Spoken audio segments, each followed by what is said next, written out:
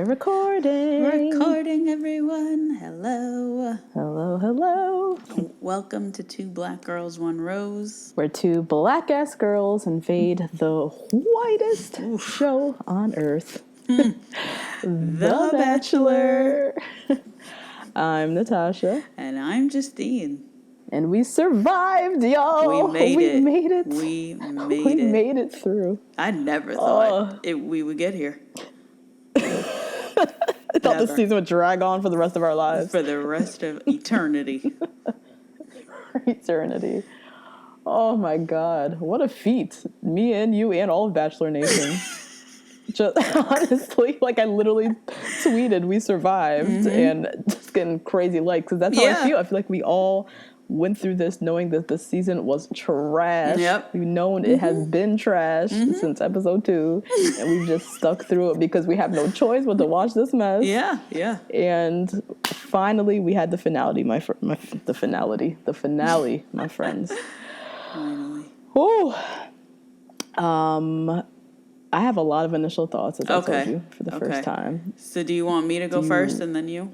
Yes, go right ahead. What are your initial thoughts? All right. So I just want to say a good thank you to Barbara Weber, because now Rachel Lindsay is not the only one who got that same treatment on After the Final Rose, where they did a zoom in on her pores on her face. While she was watching every breakup, every moment, I felt like Barbara was sitting with me. She was on camera so much. That camera never left her face. Never. Caught everything, even an eye roll. Yep. Which I know was very unfortunate for her. Eye roll, her talking to her husband, her coughing, all that, everything.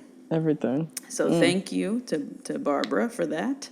And honestly, this is the level of drama that I've been waiting for this whole season. Like this. Yes. I was sitting there like, I just moved, guys. So there's like a lot of stress going on. I couldn't find my contacts this morning for like an hour. It was like, there's a lot going on, right? There's a lot going on in my life.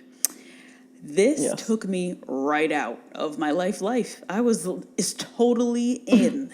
I wasn't thinking about nothing else but this show. I wasn't trying to do nothing else while watching. I was in this show, and this is what keeps me. It was good stuff.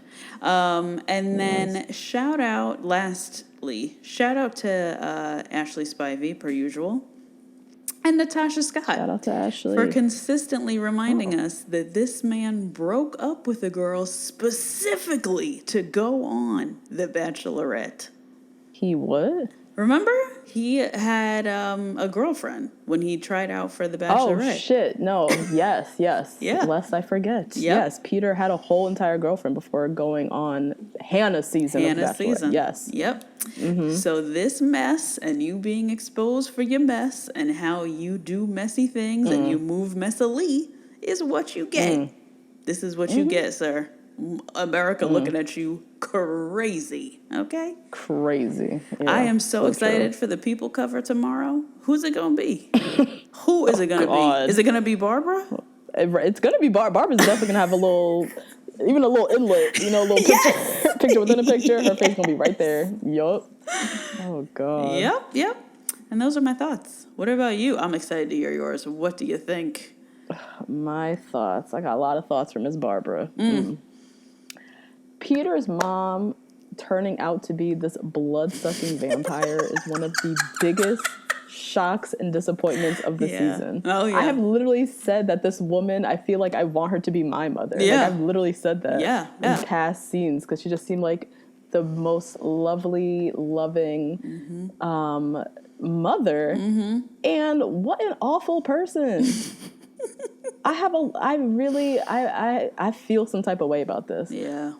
Mothers are supposed to offer their children unconditional love and support. Yes. I'm not a mother. Right. But I can only imagine it's very hard to watch your children like make mistakes, make questionable decisions, but you just have to be there, support them, be there when shit hits the fan because that's what you do as a mother. You're there in the wings regardless for them, unconditionally. As a parent, particularly when your kids are grown and therefore they are the architects of their own lives at this point. You really have to like pick and choose when to step in to try and save them and when to just let them live their own lives because they're an adult. Right. Yes. Barb, this was not the moment to try and step in and save Peter. No. Nope. This was not it. Had Peter been physically abused by Madison or had been manipulated or was being emotionally abused or being taken advantage of, that's okay. You step in, you speak up, you say, son, she ain't it. Right. Yes. You've got to end this. This is not healthy. I'm not a fan of Madison. Like, let's end this. Right. But Barb has now stepped in before Madison and Peter's relationship has even truly began. Started, and has literally like put a hex on their relationship and has condemned them to doom and gloom by literally telling them on television that their relationship is going to fail. Like she literally said the words failure. And that is just cruel and evil. And the fact that she actually did that on national television is really, really sad. I felt really bad for Peter in particular, and I don't have a lot of feelings for him at all, but I felt very bad for him in that moment. Me too. And then Madison, of course. Oh my God. Who's done nothing wrong. No. But is getting lambasted by this mom. Now, your son is a grown-ass man. You have no choice but to sit in the cut and just watch his life play out. Right. Period. You get up there, you say, I just want my son to be happy. I support him in his decisions. And that's it. Yep. Like, period, point blank. Yep. This is not life or death where you have to step in and save Peter from a burning building. Like, granted, him and Maddie have a lot of differences. It's going to be rocky. They have a lot of differences in faith, thoughts on sex, lifestyle. But at the end of the day, Madison is like this church-going Christian foster care recruiter. Your son did not leave Hannah Ann for fucking Cardi B. Right. It's Madison. Relax. Like, the way she was acting, it was like, my God. She just continued to put up a fight, even at the expense of seeing how happy her son was. And how excited he was for this new relationship. Granted, you loved Hannah Ann, but you ain't Peter. You're not about to marry Hannah Ann. Right. Which is how she acted. Which is how she acted. Like, where's my daughter? She was like, what? Yeah. Like, why you step so deeply into Peter's shoes that you can't get back into mom mode? Like, why are you still so deeply invested in Hannah Ann? You need to move on from that.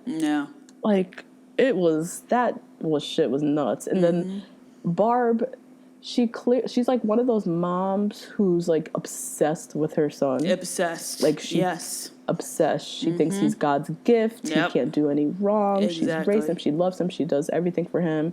It makes sense now why he's so damn indecisive. Because I feel like he's always had his mom yapping in his ear and telling him he's the greatest thing on earth. Then when he goes on The Bachelor, this is like the first time he's on his own, making actual decisions and shit. He don't know what to do. It and here we have this ending. Whatever it was a week 4 when literally all 18 of them were like, we hate you. And he was like, what's going on, guys? Everybody doing good? Totally like a complete disconnect between what was actually happening in reality and with him. But I think he has that mother who's always kind of like, Rosie, you're doing great, son. You're wonderful. You can't do no wrong. And then now we have this, and she still can't let up and still is in his ear yapping. Yet it's not just his ear. You're now on national television yapping and looking crazy. And it's not actually Peter can't do no wrong. It's actually her. This is really she can't do no wrong. Narcissism, because really it's the baby she raised that can't do no wrong.